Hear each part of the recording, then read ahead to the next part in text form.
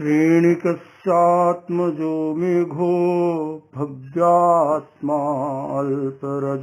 मलः श्रुत्वा भगवतो भाषां विरक्तो दीक्षितः क्रमात्। महाराज श्रेणिक का पुत्र मेघ भगवान महावीर के पास आया। उसके कर्म और आश्रव स्वल्प थे। वह भव्य मोक्षगामी था। उसने भगवान की वाणी सुनी, विरक्त हुआ और अपने माता पिता की स्वीकृति पाकर क्रमशः दीक्षित हो गया। श्रेणिकस्यात्मजो मेघो, मेघ राजा श्रेणिक का पुत्र था, आत्मज था, आत्मीय। पुत्र सबसे आत्मीय होता है। माता पिता के लिए सबसे आत्मीय पुत्र पुत्री होते हैं। संतान वह आत्मज कहलाती है।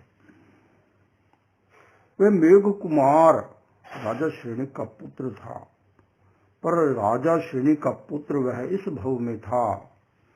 जन्म जन्मांतर की परंपरा में उसने अध्यात्म की साधना की। वह भव्य आत्मा था, परंतु सभी भव्य जीव भी मोक्ष को प्राप्त नहीं करते हैं। जो आश्रव को स्वल्प कर लेते हैं, जो हलुकर्मी होते हैं, जो स्वयं को हलुकर्मी बना लेते हैं, वे ही जीव मोक्ष को प्राप्त करते हैं। मेघ ने भी पूर्व भव में साधना करके अपने आप को, अपने आश्रव को प्रतनु किया था, अपने आप को हलुकर्मी बनाया था।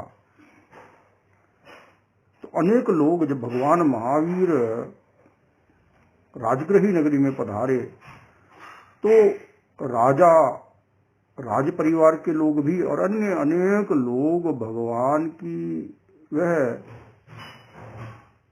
दिव्य वाणी, वह अध्यात्म की वाणी को सुनने के लिए आते हैं।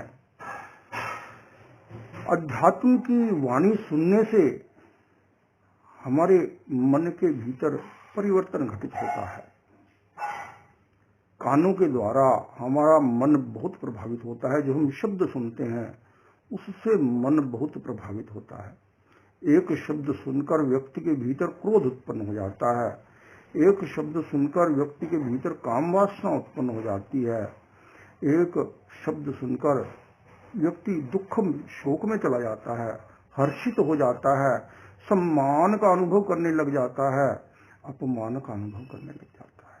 एक शब्द सुनकर व्यक्ति के भीतर वैराग्य भाव पुष्ट हो जाता है।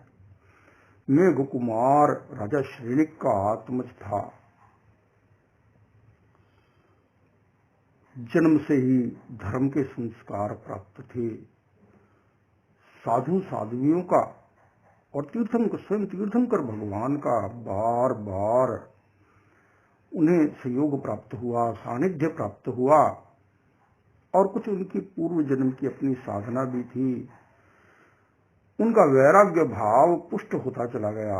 और एक बार जब भगवान महावीर की दिव्य देशना, धर्म देशना को उन्होंने सुना तो उनका वैराग्य इतना पुष्ट हुआ कि वे श्रमण जीवन जीने के लिए लालायित हो उठे। उन्होंने माता पिता से स्वीकृति मांगी कि मैं श्रमण जीवन जीना चाहता हूं, और माता पिता से अनुमति लेकर वे दीक्षित हो गए, साधु बन गए।